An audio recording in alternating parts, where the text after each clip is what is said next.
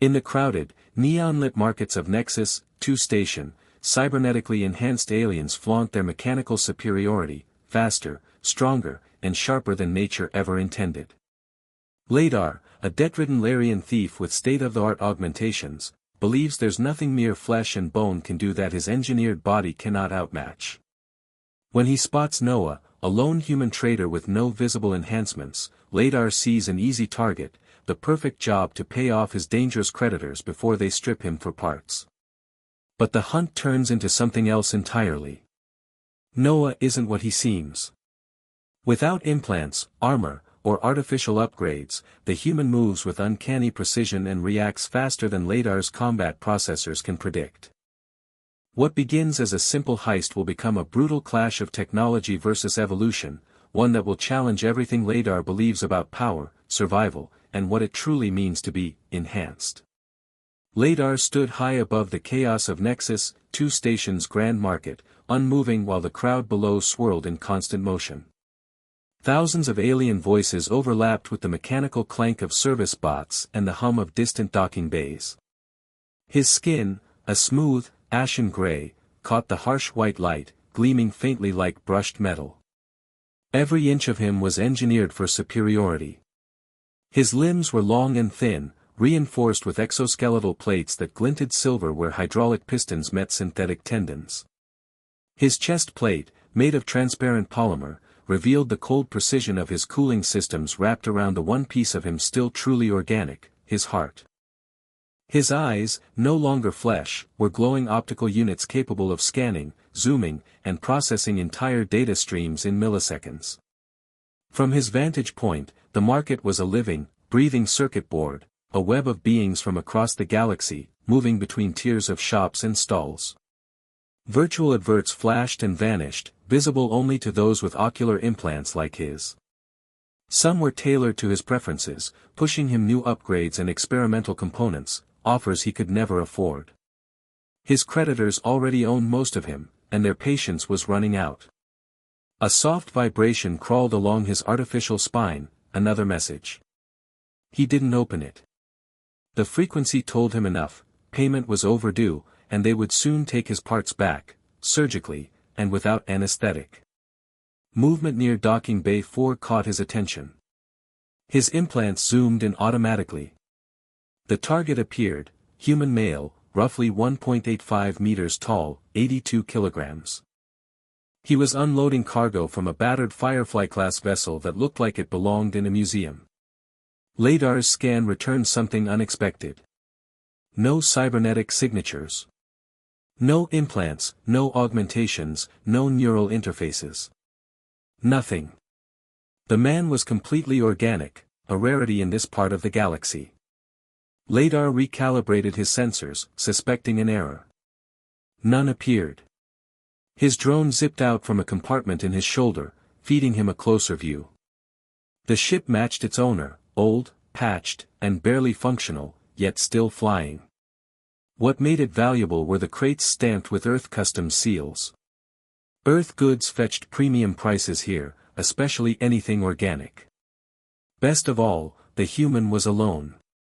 No crew, no backup, minimal life support running.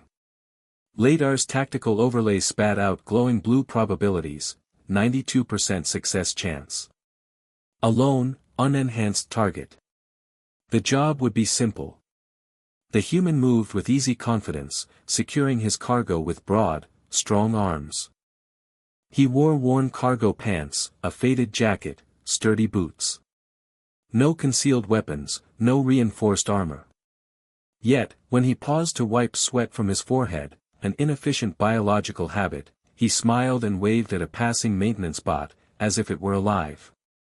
Strange behavior. Not relevant to the job, but curious. Another message forced its way into Ladar's vision, a final notice.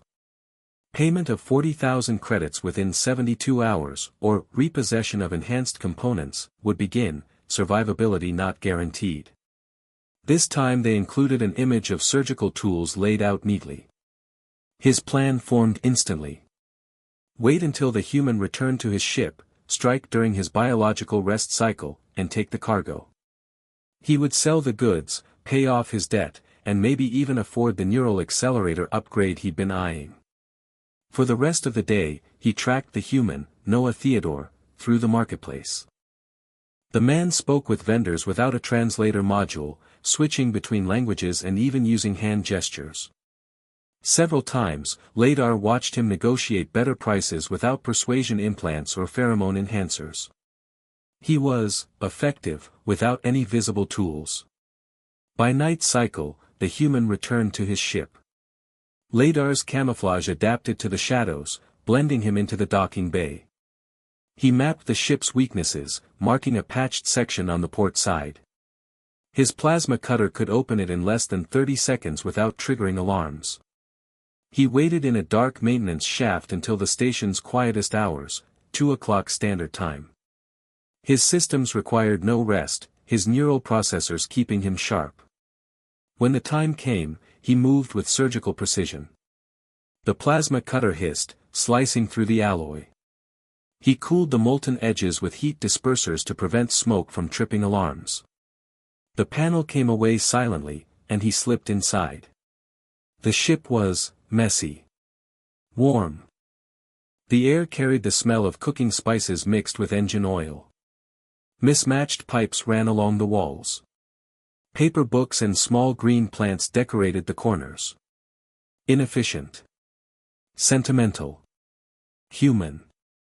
He reached the cargo bay, scanning crates. Soil samples. Seeds. Old mechanical parts. Disappointment pricked at him. Where was the high-value contraband? His thermal sensors caught movement. Something warm-blooded approaching fast. His calculations said Noah should be deep in sleep, but the door slid open, and there he stood. The human was in simple sleeping clothes, muscular arms bare. No weapons. No implants. Yet his heartbeat was steady, not fearful. "I was wondering when you'd make your move," Noah said casually. "Been watching me for 2 days now. Not very subtle with those drones." Ladar's threat assessment dropped from 92% to 74%. Something wasn't right. "Your cargo is less valuable than anticipated," Ladar said flatly. "Not everything valuable can be sold for credits," Noah replied. "Those seeds will feed colonies. That soil could bring dead worlds back to life." The human smiled faintly. "So, what's it gonna be? Leave my ship now, or we have a problem." Ladar's mechanical fingers flexed. His weapon systems warmed beneath his synthetic skin. His creditors wouldn't accept failure. Noah pressed a button on the wall. The lights shifted to deep crimson. Ladar's optics adjusted instantly, but Noah was already moving toward him, faster than an unenhanced human should. Critical warning, human speed exceeding predicted parameters. Something was very, very wrong. Time slowed inside Ladar's combat processors. Tactical overlays filled his vision, mapping every possible strike, counter, and escape.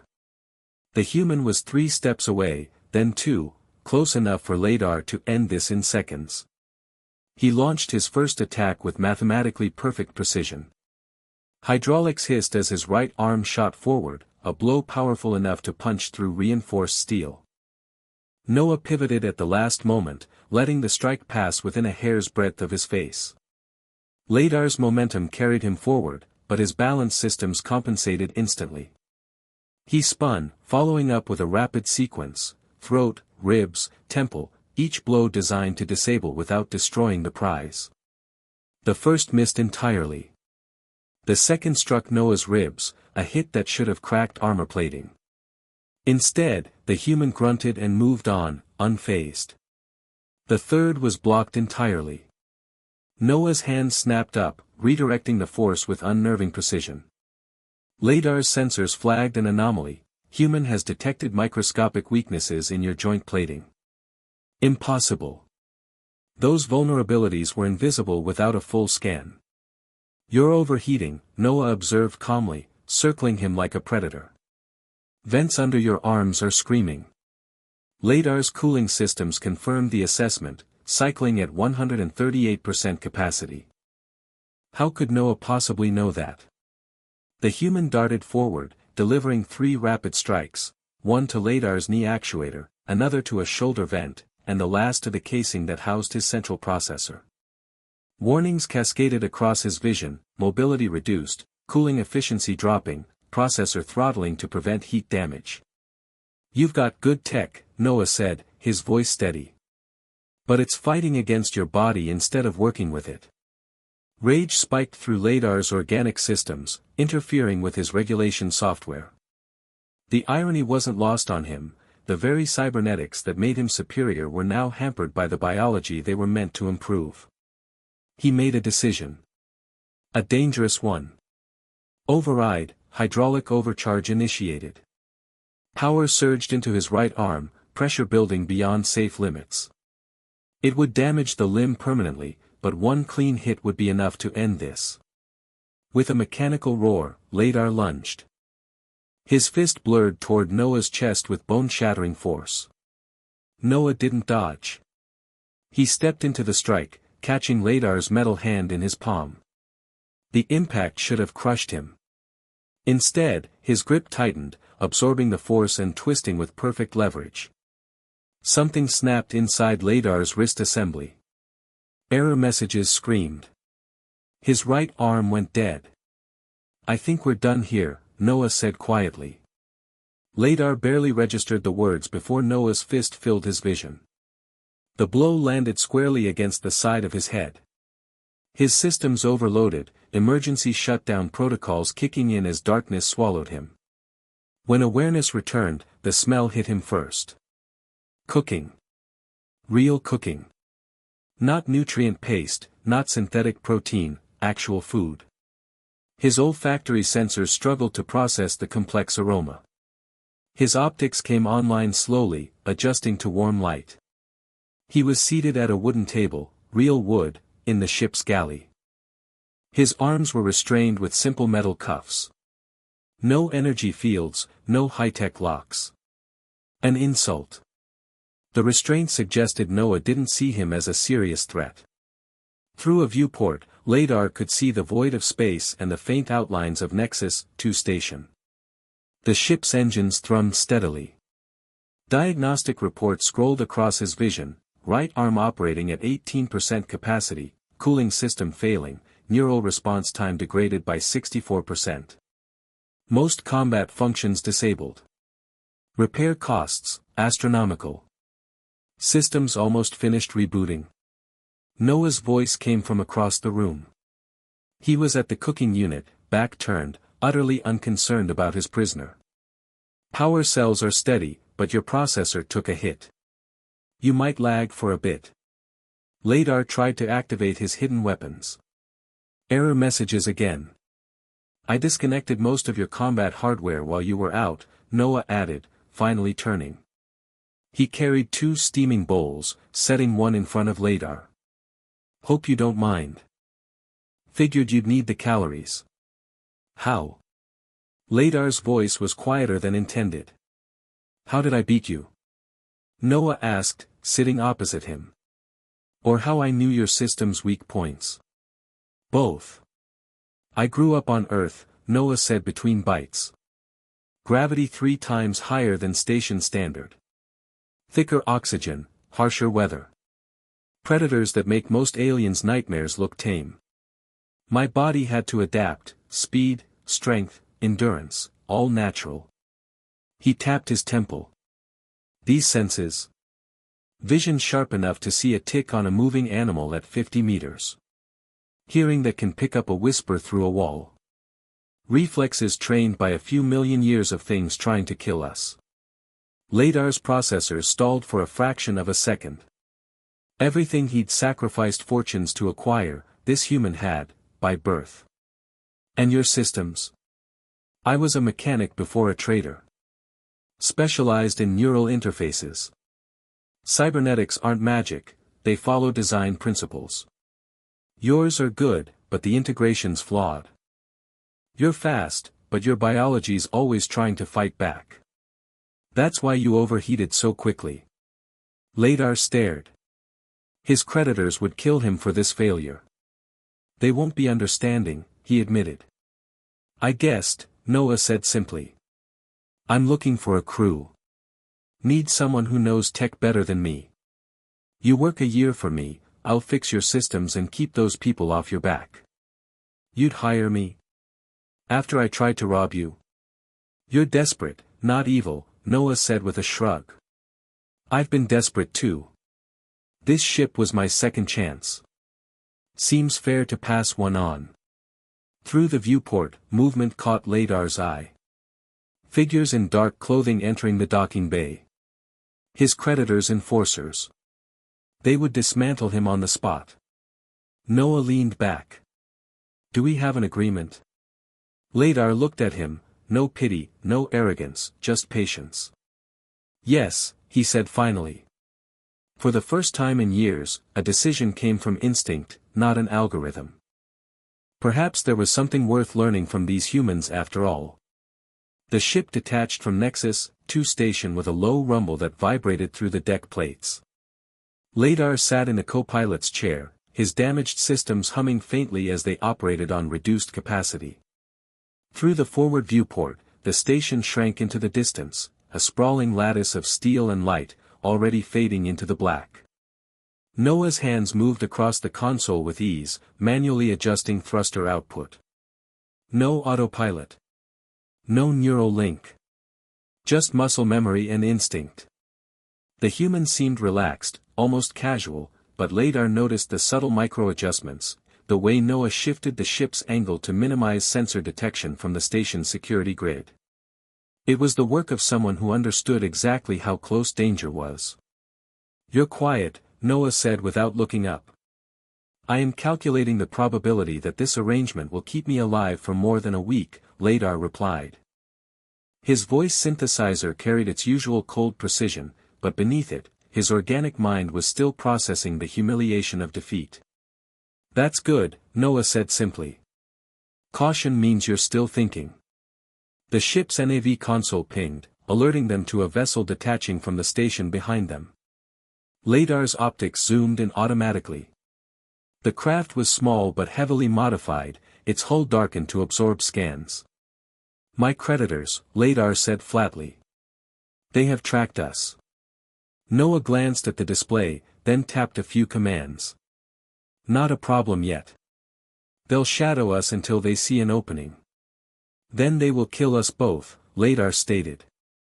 Noah's mouth curved into a half-smile. Only if we let them. They left the main trade lanes, the Firefly class weaving through the asteroid debris that hung between the station and the next jump gate. The maneuver was reckless, the rocks were unstable, rotating slowly, some as large as small buildings. For a ship without advanced navigation systems, this was a death sentence. But Noah flew like he was born in the debris fields. He angled the vessel to slip between tumbling stones, riding the gravity wells to gain speed. Ladar's inertial dampener strained, and his sensors screamed proximity alerts, but they never so much as scraped paint. The pursuing craft wasn't so lucky. The shadow ship clipped a smaller asteroid, throwing it off balance. They corrected quickly, but Ladar saw the gap widening. You've flown this route before, he observed. Many times, Noah replied. Most pilots rely on computer assistance. Computers don't account for instinct. Instinct. The word felt primitive, inefficient. Yet here, in the chaos of shifting rock, it was somehow superior. When they cleared the debris, Noah set a course for a quiet sector, avoiding major traffic lanes. Ladar used the moment to run diagnostics. His systems were still heavily degraded, though his core functions were stable. Noah noticed. You'll need more than patchwork repairs. I know a place. Where? A shipyard in the outer verge. Not exactly legal, but they can rebuild anything, if you can pay. Ladar glanced at him. I cannot pay. I can, Noah said simply.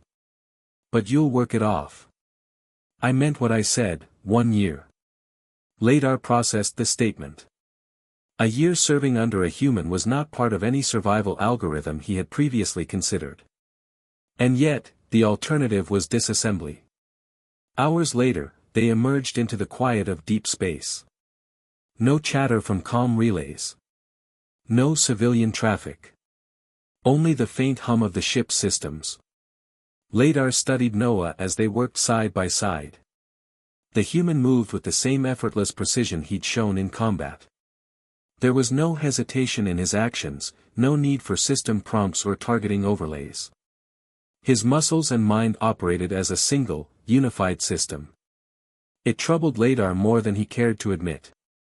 His enhancements granted incredible abilities, but they came at the cost of constant maintenance, power demands, and integration failures. Noah's body was self-sustaining. Efficient in a way that technology had never achieved. Finally, Ladar spoke. When I attacked you, my calculations gave me a 92% chance of success. You should not have been able to counter me. You're thinking in terms of numbers, Noah replied.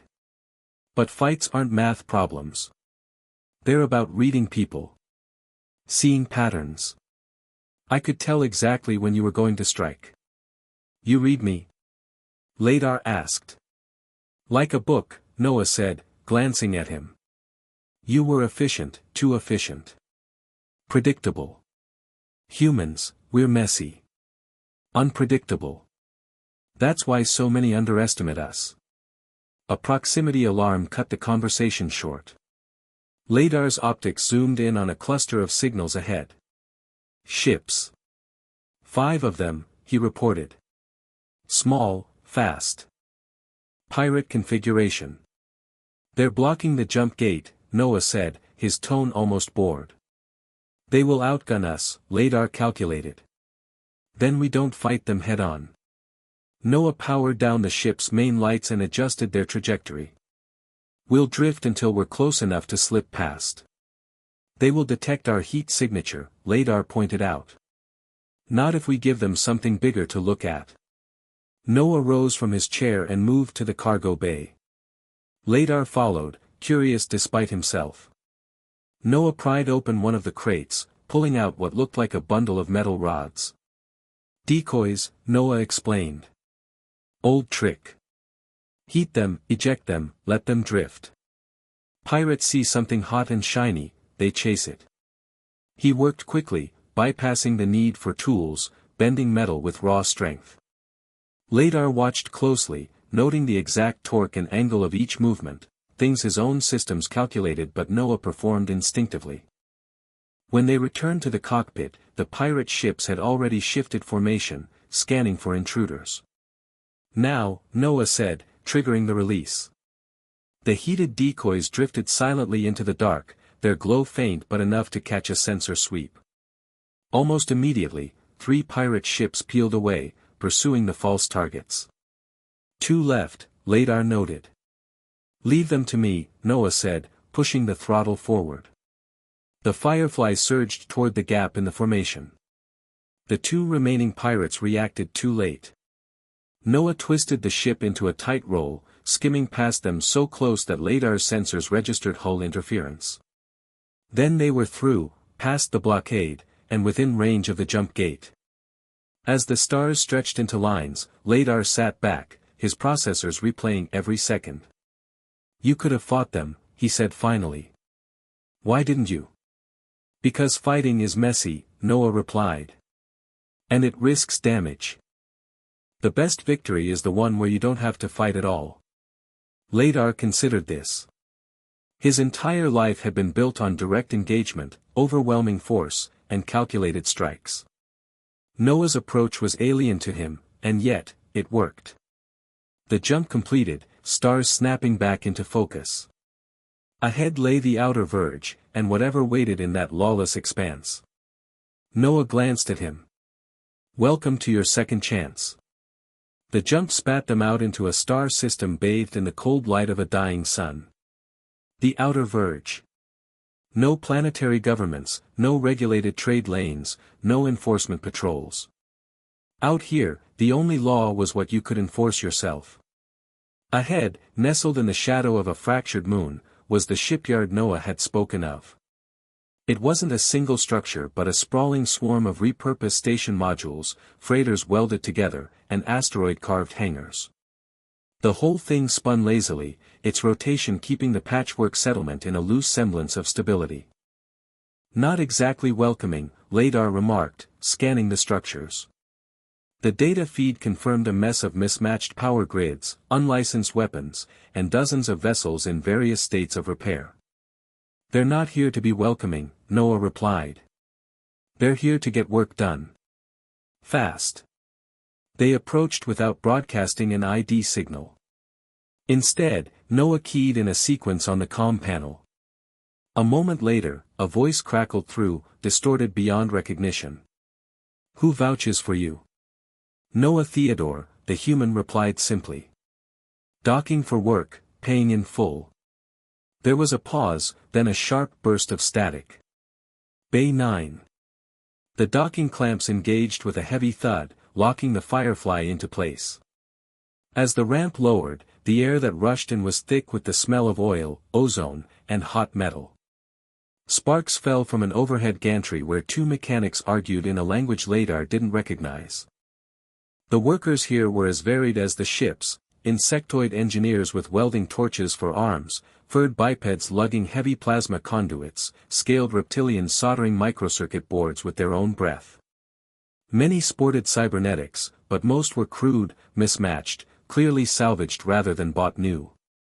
A tall, broad-shouldered woman approached, her left arm entirely mechanical, plating scratched and dented. Her one organic eye narrowed at Noah. "You're late." "I wasn't on a schedule," Noah replied easily. "We need repairs. Priority work." He gestured to Ladar. "My friend here is falling apart." Her gaze flicked to Ladar, scanning him from head to toe. "Larian frame, top-tier upgrades. You must have made someone very angry." "My creditors," Ladar said simply. She snorted. "They always get angry when you can't pay. Follow me." They wound through the chaotic corridors of the shipyard, passing bays where crews dismantled entire vessels for parts. In one hangar, a half-gutted warship floated in a magnetic cradle, its armor stripped to bare hull. The noise was constant, grinding tools, shouted orders, the thump of heavy machinery. Ladar's sensors mapped the route automatically. This place was a fortress of scrap, every corridor a choke point, every bay lined with improvised defenses. If trouble came, it would be bloody. They arrived at a smaller workshop where a cluster of mechanics worked on a massive exosuit. The woman barked a command, and the crew scattered. "Strip him," she said. Ladar stiffened. "Excuse me. We can't repair what we can't get to," she replied. "You want your systems fixed, we take the plating off first." Noah gave him a nod. "They're professionals." Reluctantly, Ladar submitted. The mechanics moved with surprising delicacy, disengaging panels, disconnecting damaged circuits, and easing out fractured components. Soon he was seated in a diagnostic cradle, his internal framework exposed. His right arm, nearly useless since the fight, was detached entirely. The lead mechanic examined the mess inside him. Whoever integrated these upgrades didn't care about long-term compatibility. "Your cybernetics are fighting your biology.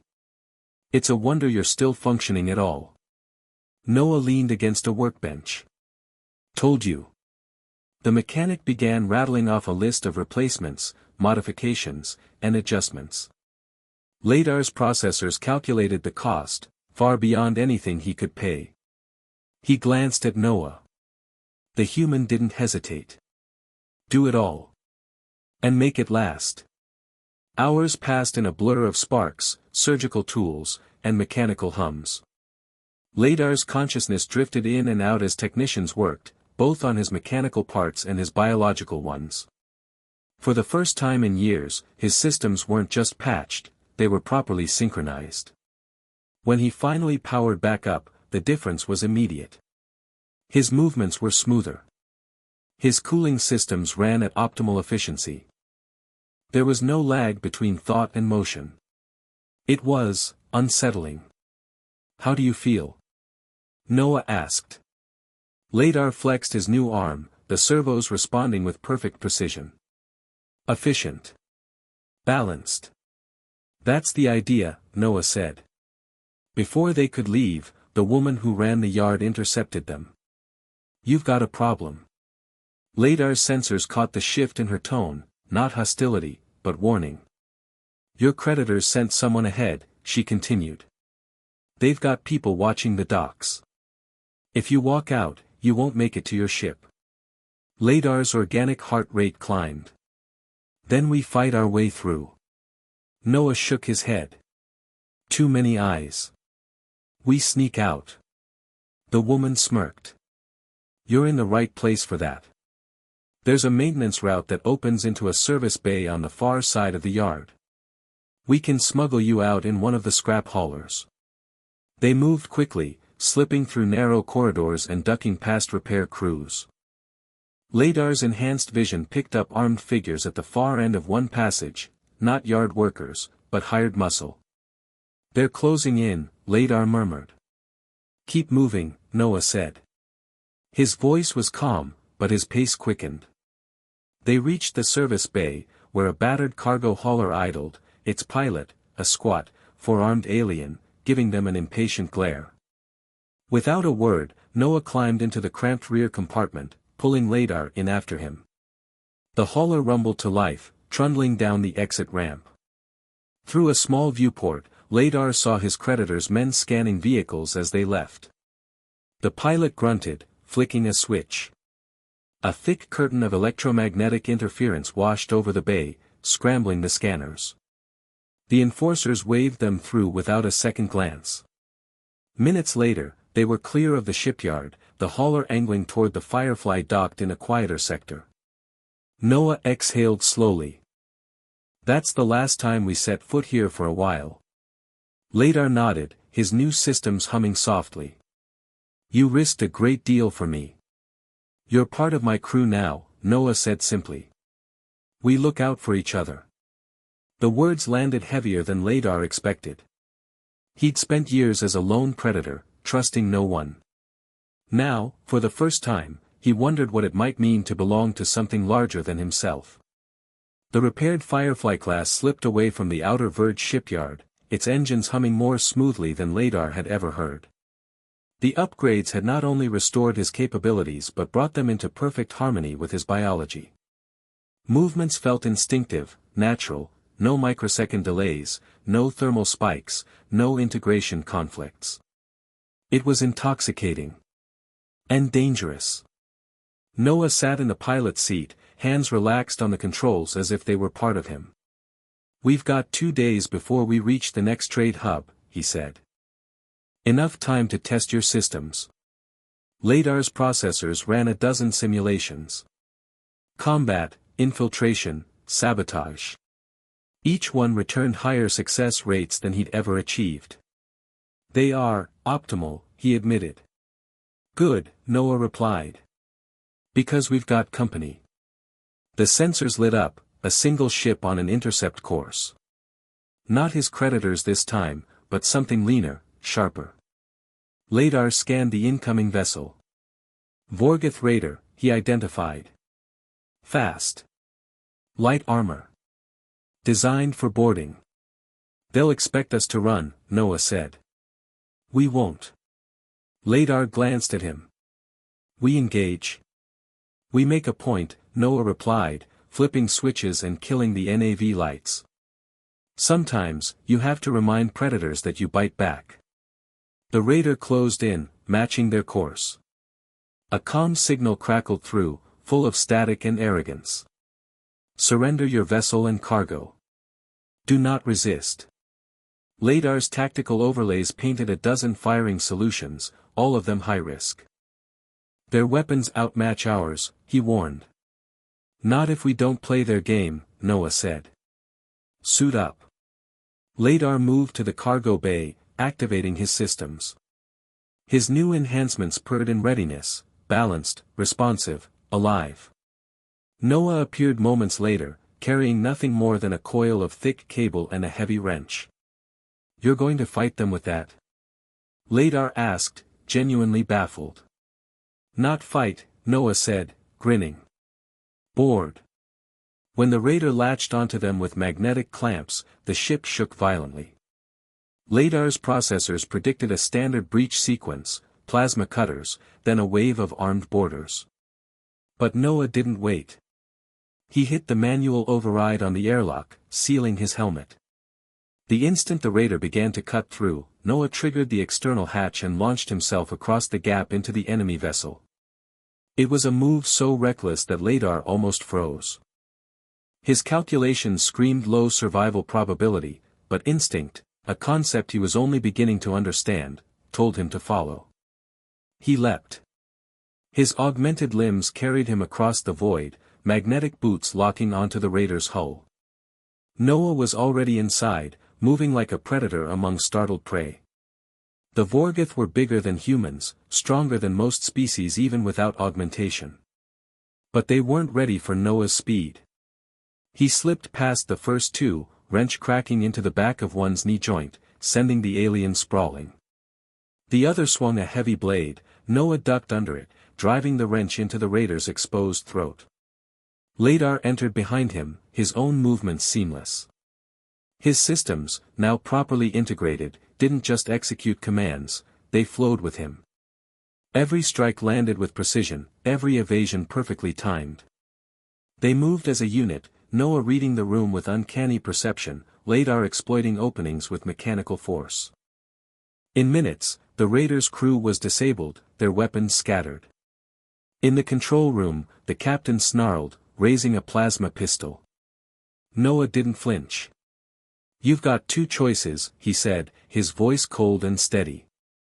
"Leave this ship with your crew alive, or I start throwing bodies out the airlock."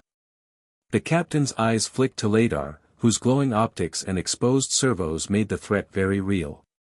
After a tense moment, the weapon clattered to the floor. They sealed the Vorgoth in their own brig, severed the docking clamps, and drifted the raider away on minimal power. It wouldn't be long before someone found them, but that was no longer Noah's problem. Back aboard the Firefly, Noah stripped off his gear and collapsed into the pilot's chair. Ladar stood across from him, processing what had just happened. "You could have killed them," Ladar said. "Could have," Noah agreed. "Didn't need to. They won't bother us again." Ladar's algorithms struggled to reconcile this. "You risked everything without a guarantee of success." "That's the thing," Noah said, leaning back. "Life's not about guarantees. It's about choices. You can let fear and numbers run your life, or you can decide who you want to be, even when the odds are bad." For a long moment, the only sound was the steady thrum of the engines. Ladar replayed the fight in his mind. He'd been faster, sharper, more precise than ever before, not because of his enhancements alone, but because of the way Noah had moved with him. Noah hadn't given him orders. He hadn't fed him tactical data. He'd trusted him to act. And Ladar had. Later, in the quiet of the crew quarters, Ladar sat at the small table, examining the plating from his old arm. The scratches and burn marks told the story of his past life, one of desperation, calculation, and cold efficiency. Now, with systems running in perfect sync, the truth was undeniable: technology alone hadn't saved him.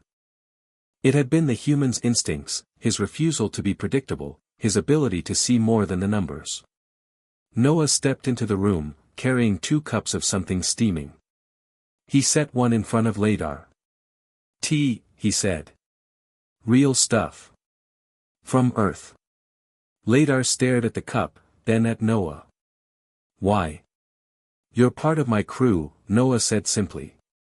"And crew shares what's good." For the first time in years, Ladar felt something he couldn't measure with a probability chart or efficiency metric. It wasn't victory. It wasn't superiority. It was trust. The human smiled faintly, as if he could see the shift happening. "Get some rest. We've got work tomorrow." Ladar didn't argue. As he sipped the strange, bitter drink, he realized the most dangerous thing about humans wasn't their strength, speed, or resilience. It was their ability to make others want to stand with them, even those who once believed they were nothing more than prey. And in that moment, Ladar knew his second chance had truly begun.